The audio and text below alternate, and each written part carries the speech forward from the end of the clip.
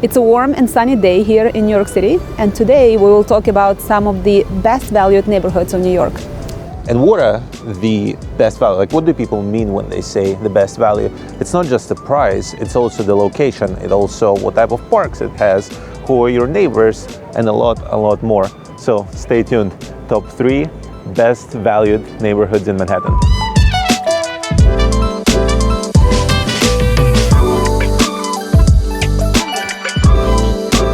Nikolai, do you know which neighborhood is one of my favorite best valued neighborhoods in New York City? Tell me more. It starts with a Y, I'll let you guess. Yorkville. Yes. Perfect. Well, for anyone who doesn't know what Yorkville is or where it is, it's a part of Upper East Side. So it is located between 96th Street and 79th Street. It is also between 3rd Avenue and East River.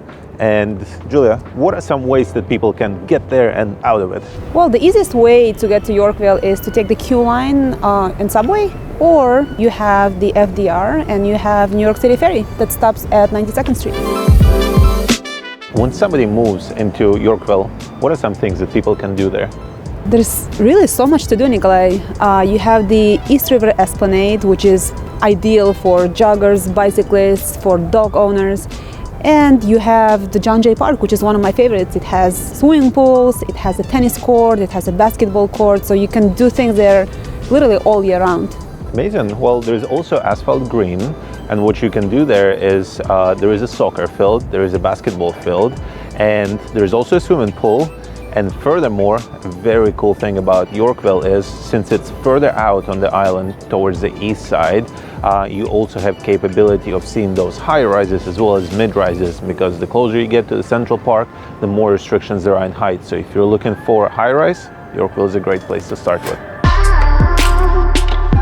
The next neighborhood we'll talk about is the Lower East Side. Yes, it is located between East River and Bowery and East Houston Street and Canal. If you're looking for public transportation, your best options here are subway lines, F, J, M, Z, and D lines. And if you're looking for a quick weekend getaway, then you have Williamsburg Bridge, you have the ferry, and you have the FDR. Julia, tell me a little bit more about Lower East Side. Well, about 2 decades ago, rising rents in neighborhoods like Soho and East Village made a lot of artists pull up stakes and move to the Lower East Side, which was way more affordable back then. But it also created this really cool, hip vibe in the neighborhood.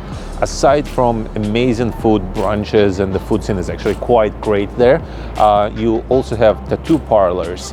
You have this small pop-up exhibitions. You also have some of the best galleries on the Lower East Side. And a lot of those galleries, they just promote this young and emerging artist, which gives Lower East Side such an amazing vibe. And one of the reasons, because of all of this, we have a lot of new developments that are happening on Lower East Side, and they're really cool. One of the episodes, we'll definitely talk about them. Another great valued neighborhood of New York City is Midtown. And Midtown is located between Central Park South, which is right under the Central Park, and all the way down to 34th Street. And we must admit, Midtown has been experiencing real estate renaissance over the last few years with all new development that's coming up. Just look back. And also, great thing about Midtown is you have every imaginable way of transportation there. You have ferry, you have almost every single subway line that's passing through it. And at the same time, you have Holland Tunnel, you have Lincoln Tunnel, you have Port Authority, you have Grand Central, you have Pennsylvania train station. Perfect. Wow, it's amazing. You can really commute any way possible.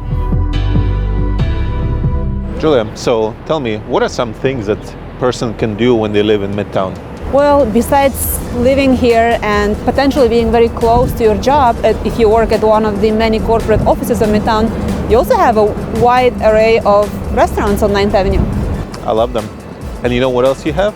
You have some amazing museums here. You have MoMA, which is located in Midtown. You also have the Plaza Hotel, the Plaza, which we have seen in Home Alone and many, many other places. And at the same time, you also have Columbus Circle. So Midtown has a lot to offer beyond just being a corporate place. Price is not everything in determining the value of the neighborhood, but we wanted to give you an idea of what the pricing is like for these 3 specific neighborhoods. So The median price for all price points, all property types in Yorkville is $800,000. The median pricing for Lower East Side is about $825,000, and the Midtown gets about $925,000 out of them three. We know it's expensive, but for Manhattan, it's a great starting point. As always, if you have any questions about any of these or any other neighborhoods of New York City, you know how to reach us. Thanks for stopping by.